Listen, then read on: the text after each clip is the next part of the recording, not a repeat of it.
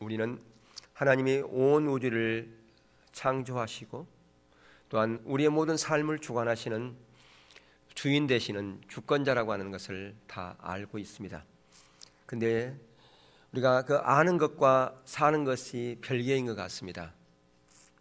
우리가 이렇게 신앙 고백할 때라든가 성경 공부할 때는 우리가 이렇게 고백하지만 실제 우리의 삶의 자리에서는 하나님이 우리의 삶의 주인이 아니라 내가 내 삶의 주인으로 살아갈 때가 많다라고 하는 것이죠. 실상은 주님이 내 삶의 주권자가 아니라 내가 내 삶을 주관하는 주권자이기도 하다라고 하는 것이죠. 왜 이런 일이 있을까? 그것은 바로 하나님의 기준이 우리의 삶에 선명하게 인식되지 않기 때문이다라고 하는 겁니다. 하나님의 기준이 가려져 있기 때문에 그렇다고 하는 것입니다. 때로는 하나님의 기준을 내가 훼손시켰기 때문에 그렇게 되어지는 것이죠. 훼손됐다는 걸 하는 게 뭡니까? 내가 그 기준을 적당하게 돌려놨다고 하는 겁니다. 여러분, 하나님의 기준은 변치 않습니다.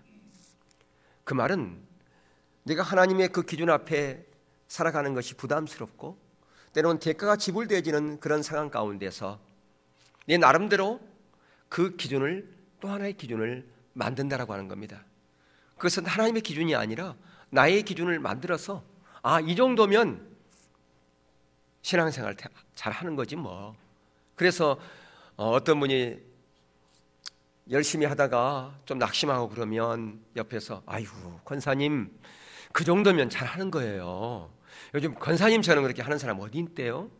나는 거기에 반의 반도 못 따라가잖아요. 나는 그냥 반만 따라가도 좋겠네요 라고 그렇게 얘기를 합니다. 그것은 뭡니까? 그것은 자기 나름대로의 기준을 또 하나 만든다라고 하는 겁니다. 그러면서 그것이 마치 신앙생활인 것처럼 마치 신앙생활 잘하는 것처럼 그렇게 말한다라고 하는 것이죠. 바로 그것은 하나님의 기준을 자기가 훼손시킨 것이요 하나님의 기준을 가리우는 것이다 라고 그렇게 말할 수가 있다고 하는 겁니다. 그래서 우리가 신앙생활 말하는 신앙생활을 하지만 하나님의 그 기준, 이 성경이 우리의 삶의 기준이요 우리의 사역의 기준이며 그것을 고백하면서 불구하고 우리는 이 하나님의 기준을 따라서 살아가는 것이 아니라 내가 만들어 놓은 그 기준을 따라서 그렇게 살아갈 때가 너무 많다라고 하는 것입니다. 왜 그럴까? 오늘 우리가 본문에서처럼 하나님의 사랑을 진정으로 알면 그렇지 않지요. 아까 우리의 영상의 이 부분은 우리가 흉내 낼 사람 저도 흉내 못 내고요. 우리가 여기 계신 분들이 모르겠어요. 여기 계신 분 중에서 여기 아까 그 한 가부처럼 그렇게 믿음이 있는 분 계신지 모르겠지만 우리가 이렇게 이 기준이라고 하는 것은 성경의 기준을 따라서 이 가부는 한 것이죠. 그 기준이 어떤 기준을 보았기 때문입니까? 하나님의 사랑이라고 하는 것이 얼마나 크다고 하는 것을 그 기준을 보았기 때문에 그는 모든 그 자기의 소유, 그러니까 자기 자녀 3명이 자기의 모든 소유라고 할 수 있지 않습니까? 남편도 없지요. 의지할 사람이라고 하는 것은 자기 자녀밖에 없었어요. 그런데 그는 아낌없이 그 3 자녀를 복음 사역에 헌신하고 그렇게 아프리카에서 순교할 수 있게끔 내어준 것은 그것은 바로 하나님의 사랑을 바로 알았기 때문이었고 바로 하나님의 사랑이 얼마나 크다고 하는 것을 알았기 때문이었을 뿐 아니라 그가 진정으로 의지할 것은 사람이 아니라 자녀가 아니라 하나님이라고 하는 사실을 그는 알았기 때문이라는 것이죠. 무엇을 통해서 알았을까요? 자기가 만들어놓은 기준을 통해서 그가 보았습니까? 아니에요. 성경의 기준을 통해서 그는 보았고 그 성경의 기준대로 그는 살았기 때문에 그 일이 가능했다라고 하는 것입니다. 우리가 오늘날 자기 기준대로 살아가는 사람들이 많습니다. 그래서 자기 기준대로 살아가면서 자기가 어느 누구보다도 신앙생활을 잘하고 있다라고 그렇게 얘기하는 사람이 있어요. 그러니까 말은 않지만 나 정도면 뭐 어느 정도 그래도 가락은 면하지 않을 거야 라고 그렇게 얘기를 합니다. 여러분이 하나님의 기준 앞에서 여러분 몇 점짜리 인생이에요? 여러분들은요? 많은 사람들이 나는 그래도 가락은 면하지 않아 라고 그렇게 많은 사람들이 생각을 해요. 좀 겸손하다고 생각하면서 나는 좀 겸손해. 내가 90점이라 그러면 나는 교만하지. 그래도 나는 65점. 얼마나 겸손한지 몰라. 그렇게 생각하시죠? 근데 여러분 기억할 것은요, 하나님 앞에서 우리는 빵점짜리 인생이라는 사실을 기억해야 돼요. 몇 점이요? 빵점. 예, 너무 기를 죽이는 얘기를 좀 했나요? 여러분들이 그래도 나는 65점 이렇게 생각했는데 빵점이라고 그러니까 완전히 여기 극과 극이죠. 예, 우리는 빵점짜리 인생이에요. 우리 인생이 그런 인생이었단 말이에요. 그게 우리의 정체성이에요. 우리는 세상에서 정말 제약 가운데 있는 자였단 말이에요. 무엇도 우리의 힘으로는 구원받을 수 있는 그런 희망이 없는 자들이 아닙니까? 그게 빵점짜리죠. 예. 그런 인생을 하나님이 우리를 사랑하셔서 독생자 예수 그리스도를 이 땅 가운데 보내줌으로 말미암아 우리를 구원한 거라 그 말이에요. 여러분 정체성을 좀 아셨죠? 그런데도 불구하고 하나님께서는 우리를 하나님의 자녀로 삼았어요. 그러면서 우리를 하나님 아버지라고 부르게 하셨단 말이에요. 여러분, 예전에 성경에 보면 예수님께서 하나님을 부를 때 어떻게 부르시던가요? 아바, 아버지라고 부르지 않습니까? 예, 이 아바는 헬라어가 아니에요. 무슨 언어든가요? 아람어란 말이에요. 예수님께서 어떤 언어를 쓰셨어요? 아람어를 썼어요. 근데 요즘 성경은 아빠 아버지라고 바꿨죠.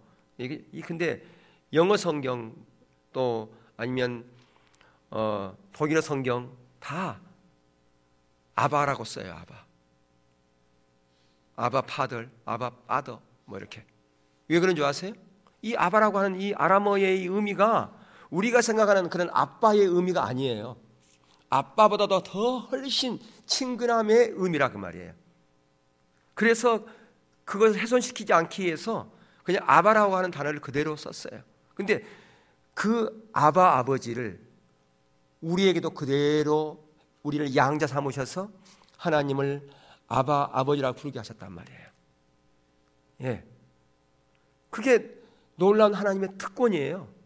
빵점짜리 인생을 그런 인생으로 바꿔줬다라고 하는 겁니다. 그걸 아는 자만이 정말로 하나님을 사랑하는 자리까지 갈 수 있다라고 하는 것입니다. 그런 자만이 하나님의 기준을 볼 수 있고요, 그런 자에게 하나님께서 영적인 분별력을 부어주시게 되어 있다라고 하는 겁니다. 그래서 우리가 지난주에 영적 분별력을 위한 자세 가장 첫 번째가 뭐였습니까? 하나님의 얼굴을 구하는 것이라고 말씀했으며, 하나님은 얼굴이 없다고 그랬죠? 영이기 때문에. 그것은 뭐냐면, 그러니까 성경에는 하나님의 얼굴을 구한다는 용어가 많이 나와요, 단어가. 근데 하나님의 얼굴을 구하는 것과 하나님을 찾는 것과 항상 동격이에요. 하나님의 얼굴을 구하는 것은 하나님을 찾는 거예요. 그러니까 찾는다는 것은 지난주도 말씀드렸지만 내 문제를 가지고 찾는다고 하는 것은 그것을 성경에서 말하는 것이 아니라, 성경에서 찾는다고 하는 것은 하나님 그분 자신을 찾을 때 찾는다라고 그렇게 성경은 기록하고 있다.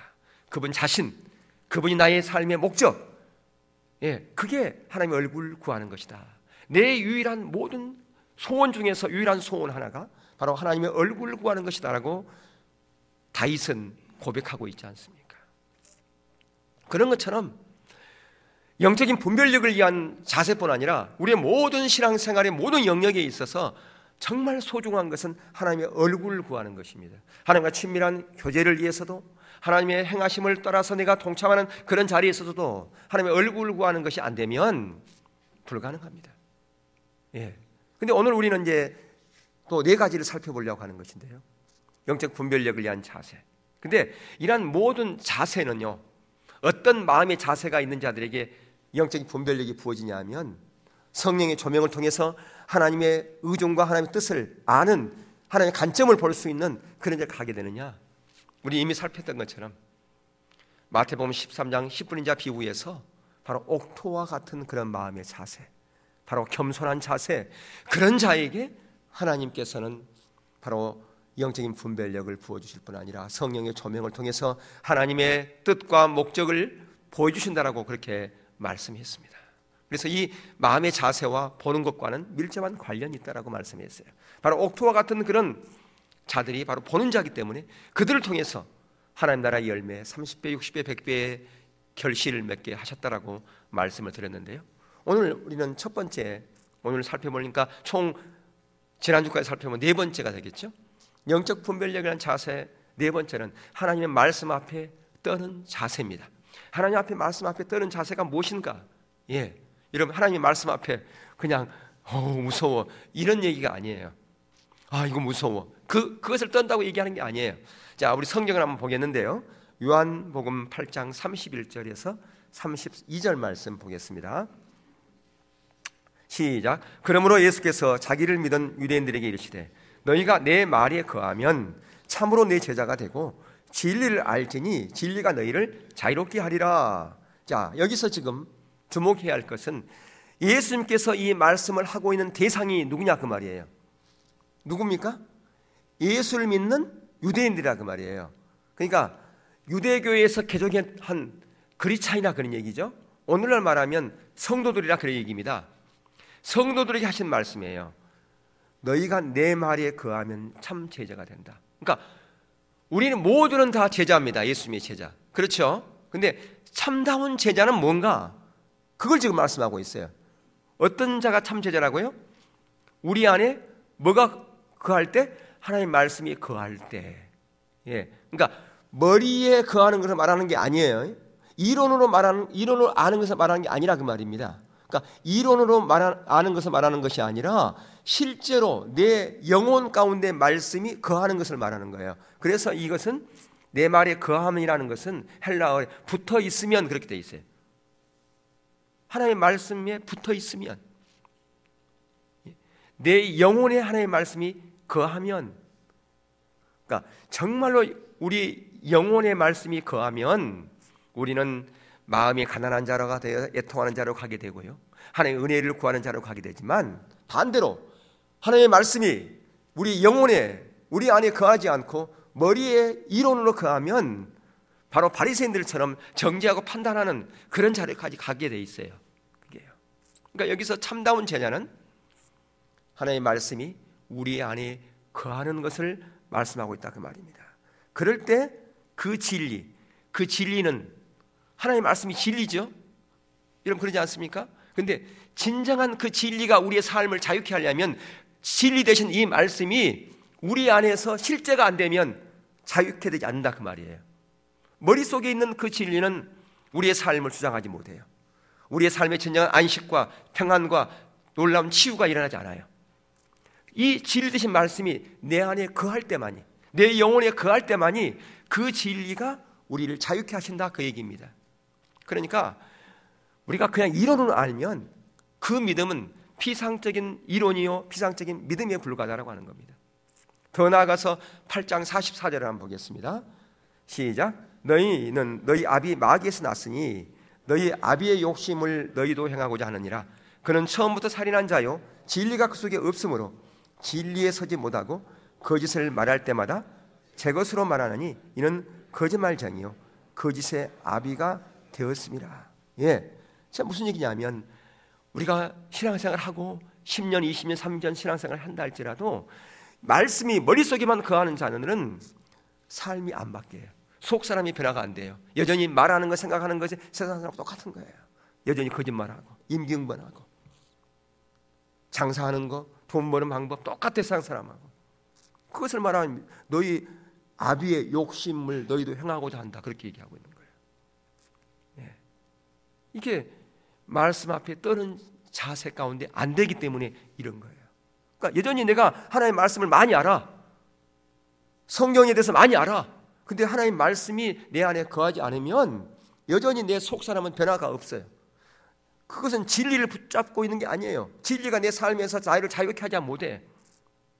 내가 비록 정직하게 행해서 손해본다 할지라도 내가 그냥 이게 하나님의 말씀이기 때문에 그렇게 가리라. 그랬을 때 내가 자유가 있는 거예요.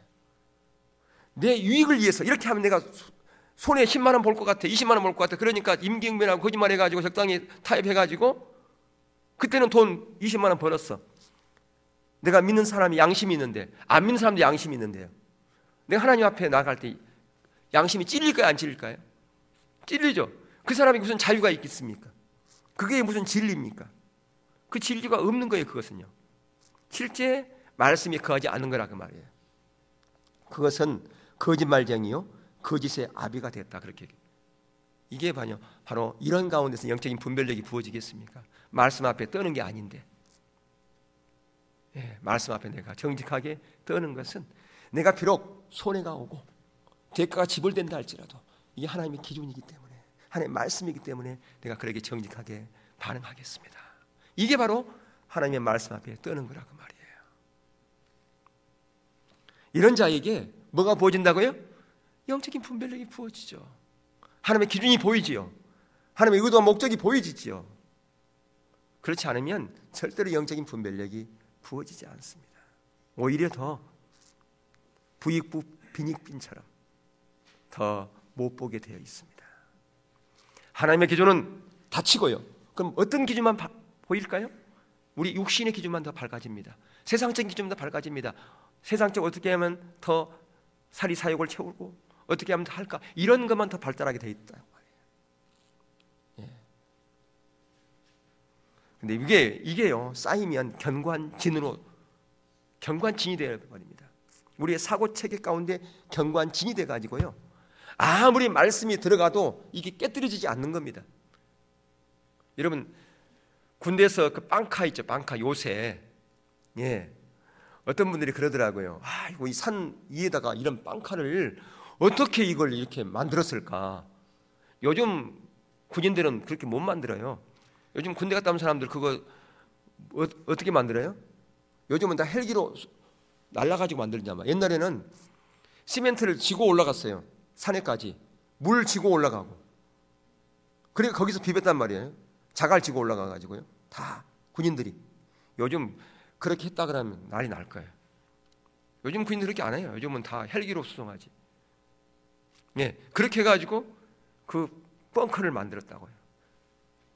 그건 웬만한 포탄으로도 안 부서집니다. 강력한 어떤 화력이 아니면. 그게 바로 진이에요. 요새라 그 말이에요. 자, 우리 성경 한번 볼까요? 고린도후서 10장 4절 5절. 자, 4절에서 5절 시작. 우리의 싸우는 무기는 육신에 속한 것이 아니요 오직 어떠한 진도 무너뜨리는 하나님의 능력이라. 모든 이론을 무너뜨리며 하나님 아는 것을 대적하여 높아진 것을 다 무너뜨리고 모든 생각을 사로잡아 그리스도에게 복종하게 하니. 우리의 싸우는 무기는 육신에 속한 것이 아니요 어떠한 진도무너뜨리는 하나님의 능력이라. 그러면서 자, 그러니까 우리의 싸움은 혈과 육의 싸움이 아니라는 겁니다. 어떤 싸움이라는 겁니까? 사단의 견관진과의 싸움이라 그렇게 말씀하고 있는 것을 볼 수 있어요. 그래서 이 이론이 어디에 있습니까? 우리 사고체계 가운데 있는 거예요. 높아진 마음 다 우리의 머릿속에서 나오는 겁니다.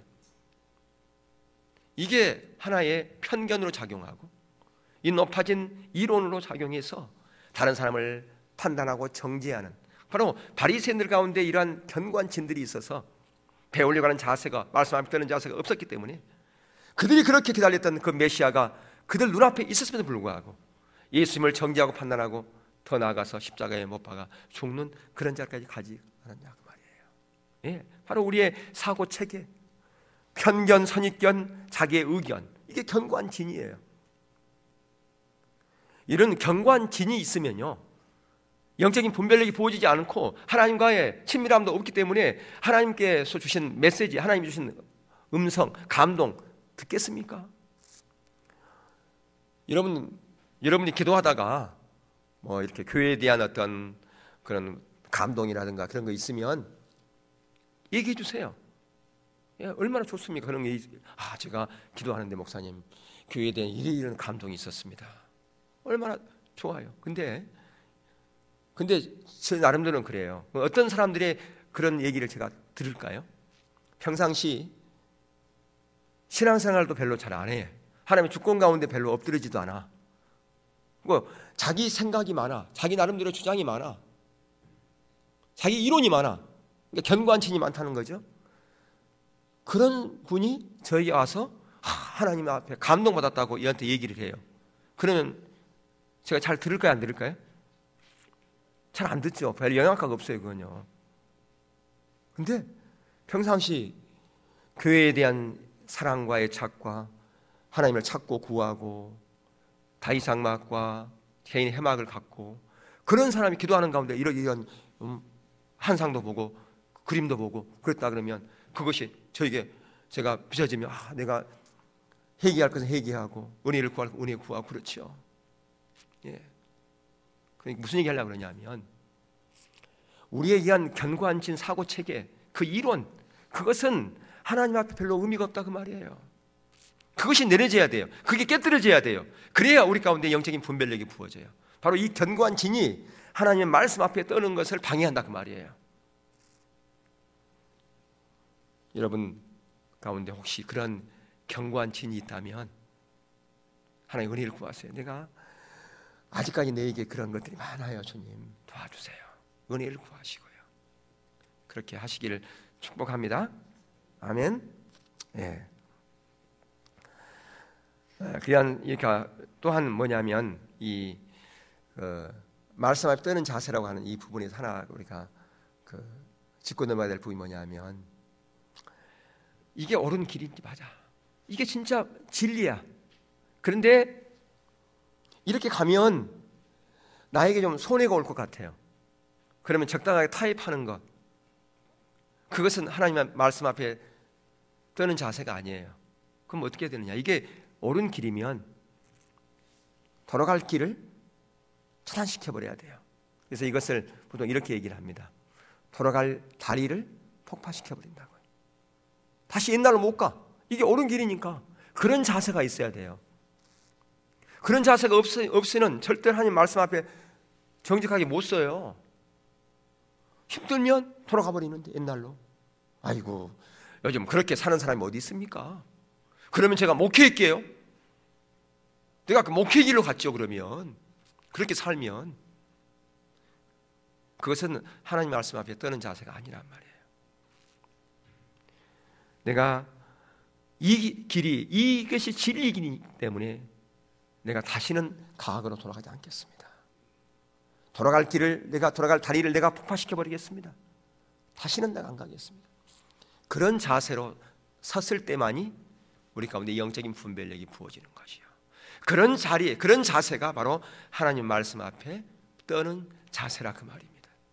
그게 우리 가운데 필요해요. 그게. 왜 그렇습니까?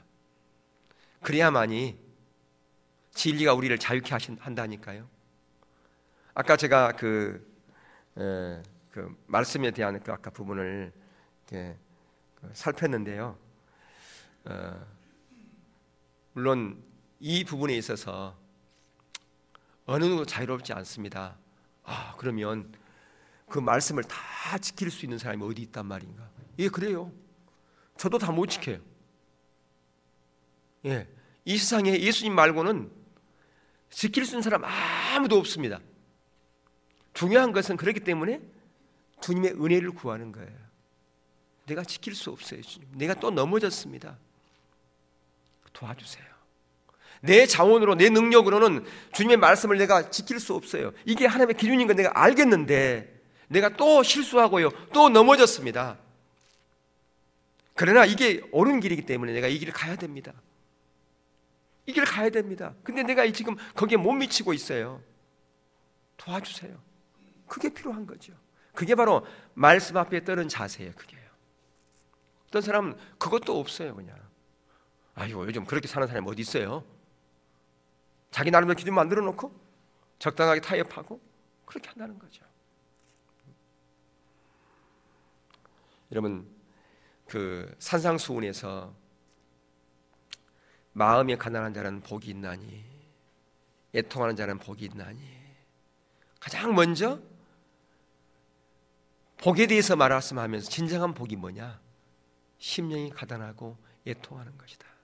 바로 이게 가난하고 애통하는 거예요. 내가 안 되기 때문에 내가 그렇게 못 살기 때문에 주의 은혜를 구하는 거예요. 그게 가난한 심령이요 그게 애통하는 거라 그 말이에요. 그런 자에게 하나님께서는 하나님의 기준을 더 선명하게, 하나님의 의도와 목적을 더 선명하게 보여주시는 겁니다. 그래서 하나님의 길을 온전히 갈 수 있도록 길을 보여주시는 거예요. 그게요.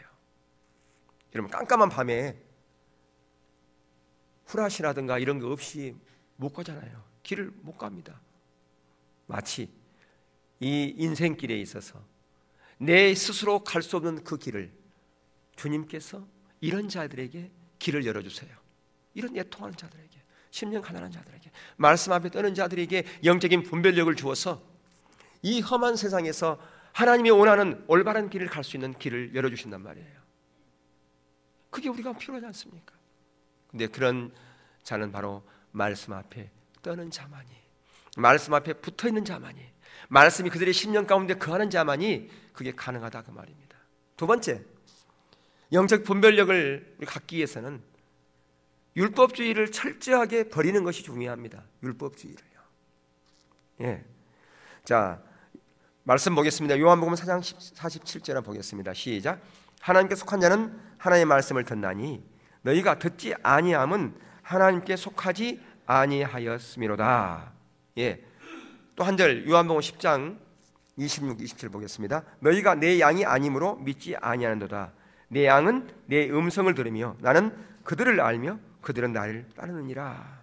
여기 보니까 하나님의 음성을 듣지 못하는 이유가 바로 두 가지 나오는데, 요한복음 8장 47절에는 하나님께 속하지 아니하였다고 되어 있고요, 요한복음 10장에서는 뭐라고 되어 있나요? 내 양이 아니므로 음성을 못 들었나, 그렇게 되어 있습니다. 가장 먼저 보면 8장에 보면 나에게 속하지 아니했다 그랬어요. 속하지 아니했다. 속하지 아닌 것은 뭡니까? 예수님께서 말씀하셨어요. 사역을 감당하시면 예수님께서 아버지가 내 안에, 내가 아버지 안에 그렇게 있으므로 예수님은 내가 스스로 사역하지 않았다, 그렇게 말씀하고 있고요. 그래서 요한복음 15장에서는 우리가 어떻게 살아야 될지를 말씀하고 있어요. 예수님이 포도나무이고 우리가 가지이기 때문에 가지는 우리가 예수님께 붙어 있는 것, 그걸 말씀하고 있습니다. 그것을 동일하게 너희가 내 안에 내가 너희 안에, 그렇게 말씀하고 있지 않습니까? 이게 바로 속한 거예요. 속한 것. 예. 속하면, 다시 말하면 하나님과 친밀한 교제 가운데 있으면 음성을 듣게 돼 있다 그 말입니다. 바로 속할 때, 가진 우리가 예수님께 붙어 있을 때, 친밀한 교제 가운데 있을 때, 친밀한 관계 가운데 있을 때, 거기에서 예수님의 생명의 열매를 누구를 통해서요? 저와 여러분을 통해서 맺게 된다 그 말씀입니다. 예. 그런데 그게 안 되면요, 그게 안 되는 것이 뭡니까? 그게 바로 말씀이 우리 안에 거하지 않기 때문에, 이론 가운데 있기 때문에 붙어있지 못하는 거예요. 바로 그게 바로 율법주의입니다. 이론이 실제를 대체하는 것이잖아요. 의식이 본질을 대체해버리는 것, 그거죠. 그러니까 우리가 이렇게 하나님과 관계로부터 시작되어지는 이런 신앙생활을 아니라 바로 의식이 본질을 대체해버린, 예수에게 붙어있지 않는 그런 신앙을 10년, 20년, 30년, 40년 했어요. 그러면 그건 율법주의인데, 거기서 어떤 열매도 없는데 그런 신앙생활을 하면서 어떻게 하나님 앞에 나중에 갈 수 있겠습니까? 주님 앞에 갔을 때, 천국에 갔을 때 네가 이 땅에서 나의 열매를 얼마나 맺었니? 라고 물어보면 나름대로 얘기하겠죠. 제가 이렇게 열심히 해가지고 이렇게 했습니다. 근데 그것은 자기 자원으로 한 거예요. 자기 방법으로 한 거예요. 주님께 붙어 있음으로 말미암아 열매 맺는 게 아니에요. 그것은 나의 열매 아닌데 그건 네 열매잖아. 여러분, 우리의 열매는 다 썩어가지고요, 하나님 앞에 못 갖고 갑니다. 그게 의의 행실이 아니에요. 그것은요, 우리가 하나님 앞에 나갈 때 세마포 옷을 입고 나가잖아요. 그 세마포는 의의 행실이라고 그랬어요.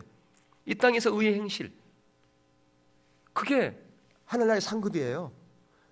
그러니까 우리가 하나님 앞에 헌신하고 봉사하고 하는 이게 의의 행실인데, 그 의의 행실이 예수님께 붙어 있을 때만이 그의 의의 행실이에요. 그게 아름다운 열매예요. 그것 가지고 우리의 옷이에요. 그게 세마포 옷이에요. 그것 가지고 하나님께 나가는 거예요. 그게 우리의 상급이에요. 근데 없어. 이 문제 아세요? 율법주의 가운데 자기 열심으로 뭔가를 해가지고 열매 맺은 것은 다 썩어져 버려요. 그것은요, 하나님께 갖고 갈 수가 없어요. 썩어져 버린 거니까. 그런데 예수님께 붙어 있음으로 말미암아 거기서 맺은 열매, 그 열매는 썩지 않아요. 그게 우리의 의의 행실이 되어서 우리의 세마포 옷이 되어서 하나님께 나가는 겁니다. 그게 우리 상급이라 그 말이에요. 그래서 예수님 속하지 않았기 때문에, 예수님께 붙어있지 않았기 때문에, 친밀한 관계 가운데 없기 때문에 열매가 없는 거죠. 근데 그건 다 율법주의잖아요. 이런 율법주의를 다 버려야 돼요. 왜 율법주의를 버려야 된다고요? 상급 열매가 없기 때문에. 율법주의에서 열매가 있어요, 없어요? 열매가 없잖아요. 그래서 율법주의를 버리라는 거예요. 율법주의에서도 구원은 얻지 않습니까? 왜 율법주의에서도 구원 얻을 수 있죠. 구원에 대한 확신이 있으면. 근데 열매가 없다는 거예요. 의의 행실이 없다는 거예요. 하나님 앞에 가지고 나가서 내놓을 게 없다 그 말이에요. 여러분, 이 말씀은 예수님께서 불신자들에게 하신 말씀이 아니에요. 예수를 믿는 유대인들에게 하신 말씀이라 그 말이에요. 오늘날 말하면 성도들에게 하신 말씀이라고 하는 사실을 여러분 기억할 필요가 있어요. 그래서 요한복음 8장 31절에 아까도 거기에 살펴봤지만, 그러므로 예수께 자기를 믿은 유대인들에게 이르시되 너희가 내 말에 거하면 참으로 내 제자가 되고. 이 안에 거한다는 게 뭐라고 그랬습니까? 붙어 있으면, 말씀이 영혼에 거하면 그 가운데 있을 때 애통함 가운데 있어요. 그러나 그렇지 못하면, 머릿속에 있으면 판단하고 정죄하게 돼 있어요. 바리새인들처럼. 그리고 나름대로는 자기 의 가운데 있잖아요. 나는 그래도 신앙생활 잘하고 있어. 나는 하나님을 잘 알아. 나만큼 하나님 사랑하는 사람 어디 있는지 알아. 나와봐. 그렇게 자부심을 갖고 있어요. 영적인 우월감을 가지고 있어요.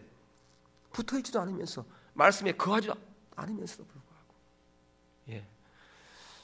원하기는 여러분들은 이런 율법주의를 철저하게 배제하고 예수님께 붙어있음으로 말미암아 예수님의 생명의 열매를 여러분의 삶 가운데서 맺히기를 예수 그리스도의 이름으로 축복합니다. 아멘. 예. 여섯 번째, 영적 분별력은 자세. 배우고자 하는 자세. 배우고자 하는 자세가 있을 때 우리 가운데 영적인 분별력이 부어진다라고 하는 것입니다. 예. 우리가 요한복음 9장을 이미 살폈어요. 거기에 요한복음 9장에 보면 날 때부터 소경된 자를 예수님께서 치유해 주시는데 독특한 방법으로 치유하죠. 바닥에다가 침을 밭해가지고 진흙을 이겨서 그것을 눈에다가 바른 다음에 실로암 목가에 가서 씻으라 그랬죠. 예. 근데 그날이 안식일이었단 말이에요. 그 안식일인 것 때문에 지금 문제가 생겼어요. 그래서 그 종교 지도자들이 맹인되었다가 치유된 그 부모들에게 가가지고 정말로 이 이자가 너희 아들이 앞을 못 봤냐?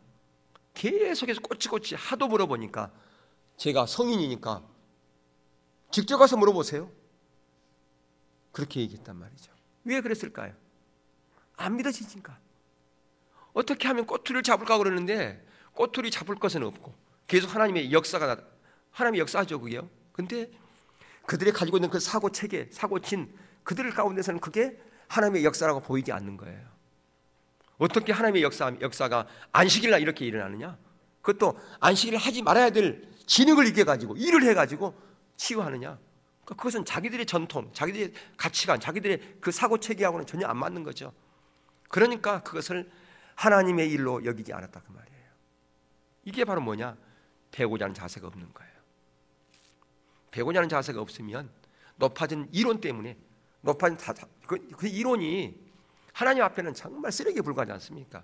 근데 자기는 그 이론에 대해서 자부심을 가져요.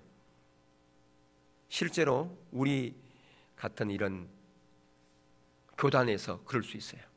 우리는 그래도 합동교단이야. 합동교단이 뭔데요? 밥 먹여주나요 그게요? 이런 말 하면 좀 안 되겠지만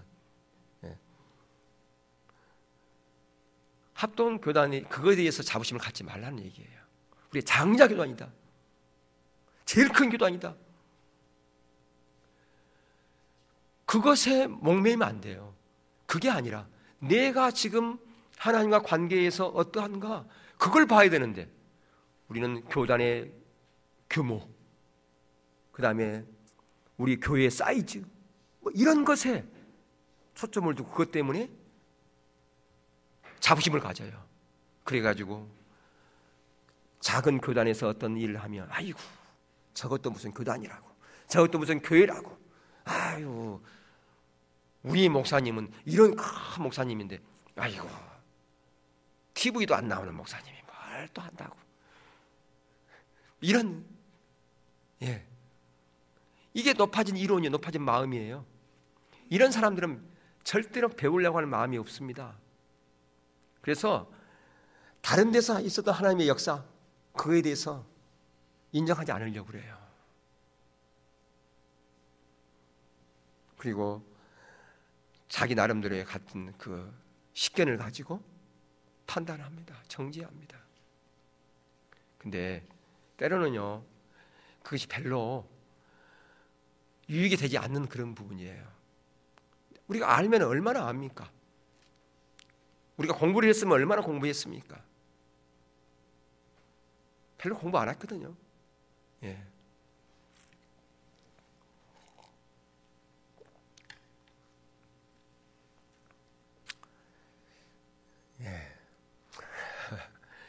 그러니까 정말 우리가 좀 겸손할 필요가 있는 것 같습니다. 조금 이렇게 좀 알면 안다고 이렇게 생각하는 거, 그걸 참 우리가 내려놓을 필요가 있어요. 마지막으로 하나님의 백성을 사랑하는 마음이다. 자, 우리 오늘 본문 다시 한번 한 목소리로 읽어보겠습니다. 요한일서 4장 12절에서 16절 시작. 어느 때나 하나님을 본 사람이 없으되 만일 우리가 서로 사랑하면 하나님이 우리 안에 거하시고 그의 사랑이 우리 안에 온전히 이루어지느니라. 그의 성령을 우리에게 주심으로 우리가 그 안에 거하고 그가 우리 안에 거하시는 줄을 아느니라. 아버지가 아들을 세상의 구주로 보내시는 것을 우리가 보았고 또 증언하노니 누구든지 예수를 하나님의 아들이라 시인하면 하나님이 그의 안에 거하시고 그도 하나님 안에 거하느니라. 하나님이 우리를 사랑하시는 사랑을 우리가 알고 믿었노니 하나님은 사랑이시라. 사랑 안에 거하는 자는 하나님 안에 거하고 하나님도 그 안에 거하시느니라. 자, 오늘 이 말씀은 사도 요한에 의해서 기록되어졌잖아요. 사도 요한은 이 요한일서와 요한복음을 기록했죠. 우리 잘 아는 것처럼 사도 요한은 사랑의 사도다 그렇게 알고 있어요. 근데 원래부터 그가 사랑의 사도가 아니었어요. 그는 성격이 불같았던 그런 사도였습니다. 그런데 하나님의 은혜로 그가 그렇게 사랑의 사도로 바뀌었습니다. 근데 거기 보면 요한복음, 아까 우리가 포도나무 비유 요한복음 15장도 얘기했지만 거기 보면 하나님이 우리 안에 우리가 하나님 안에라는 이란 친밀한 교제에 대해서 오늘 본문에서 이렇게 기록하고 있지 않습니까? 뭐냐면 하나님 안에라고 하는 이것과 영적인 분별력은 매우 밀접한 관련이 있다고 말입니다. 근데 여러분, 하나님과 친밀한 가운데 있을 때만이 하나님의 사랑이 무엇인지 알고요, 사랑 안에 거하는 거예요. 진정한 사랑의 의미를 아는 것은 친밀함 가운데 있을 때만이 사랑의 의미를 알아요. 사랑의 깊이를 알아요. 그게 얼마만큼 크다고도 알아요. 그럼 친밀함 가운데 없는데 남녀 간의 사랑의 깊이를 알 수 있나요? 없어요. 진정한 사랑의 깊이는, 그 높이는 친밀함 가운데 있을 때만이 알게 되는 거예요. 우리가 주님 안에 있을 때만이 주님의 사랑이 이런 거였구나, 하나님 안에 거할 때만이 하나님의 사랑이 이런 거였구나 알게 된다 그 말입니다. 그분의 사랑이 아까 우리 영상에 이 가부가 자기 세 아들을 그렇게 아프리카 복음의 현장에 보내서 순교하게 한 것은 하나님 안에 거했기 때문에 그런 거예요. 하나님 안에 거했다는 것은 하나님의 사랑을 알았기 때문에 그게 가능했다 그 말입니다. 바로 거기 보니까 16절에 하나님이 우리를 사랑하시는 사랑을 우리가 알고 있느니 하나님은 사랑이시라. 사랑 안에 거하는 자는 하나님 안에 거하고, 다시 말하면 하나님 안에 거하는 자만이 하나님의 사랑 안에 거한다 그 말입니다. 하나님을 아는 자만이 하나님의 사랑을 안다 그 말이에요. 그 말은 다시 말하면 이웃을 사랑하는, 하나님의 백성을 사랑하는 그 자리까지 간다 그 얘기입니다. 그러니까 성경은 이웃 사랑과 하나님 사랑을 나누지 않습니다. 하나님을 진정한 사랑함이 이웃 사랑하게 돼 있고요. 이웃을 사랑하는 자는 하나님을 사랑하기 때문에 이웃 사랑하게 돼 있다 그 말이죠. 우리가 이제 만남의 축제에 대한 이 부분에 대해서 우리가 이렇게 선포하고 오이코스별로 관계를 맺은 분을 섬기고 하는 이런 분들 할 건데요.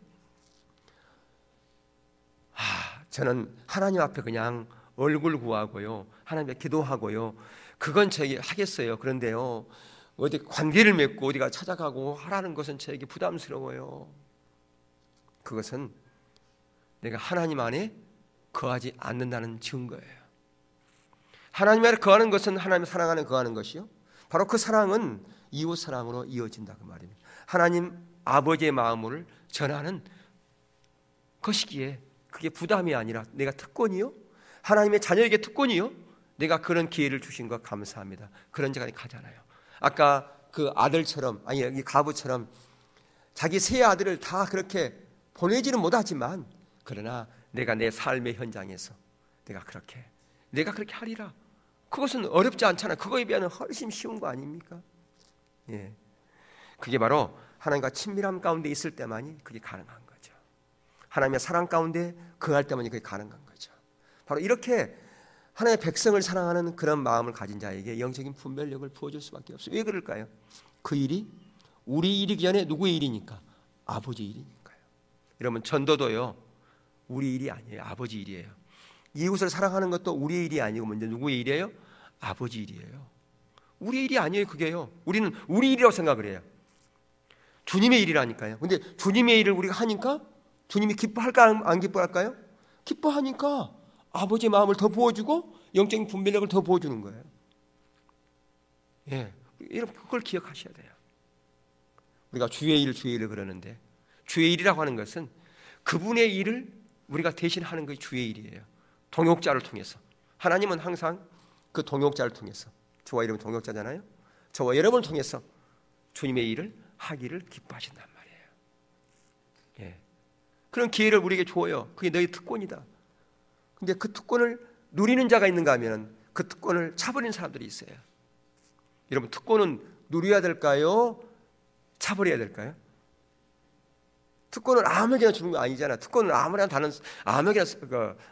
쓰는 단어가 아니잖아요. 예, 여러분이 주신 그 특권을 모두가 다 누릴 수 있기를 주님의 이름으로 축복합니다. 아멘. 예, 자, 한 구절 더 보고 마치는데요. 데살로니가전서 2장 7절 8절 한번 보겠습니다. 시작. 우리는 그리스도의 사도로 마땅히 권위를 주장할 수 있으나 도리어 너희 가운데서 유순한 자가 되어 유모가 자기 자녀를 기름과 같이 하였으니 우리가 이같이 너희를 사모하여 하나님의 복음뿐 아니라 우리의 목숨까지도 너희에게 주기를 기뻐함은 우리가 우리의 사랑하는 자 됨이라. 예, 진정으로 사랑 안에 거한 자만이 이런 자리, 목숨까지도 내주는 그런 사랑을 베풀 수 있는 거라고 말이에요. 우리가 여기까지 못 간다 할지라도 정말 이웃을 섬길 수 있는 그런 기회, 이번 기회가 있지 않습니까?